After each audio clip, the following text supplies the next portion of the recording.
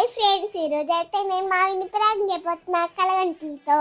Prank కాదు, surprise మామయ్యకి ఈ రోజు. పెద్ద సర్ప్రైజ్, పెద్ద సర్ప్రైజ్ ఈ రోజు మావికి. అంటే చాలా రోజుల నుంచి ఫ్లిప్కార్ట్ లో, అమెజాన్ లో వాటిలో కార్ట్ లో యాడ్ చేసి పెట్టినాడు అనమాట. దాన్ని సెర్చ్ చేసి లాస్ట్ ఇయర్ ఈ టైంలోనే వాళ్ళ ఫ్రెండ్ కి క్రికెట్ ఆడతా వేలిరికింది.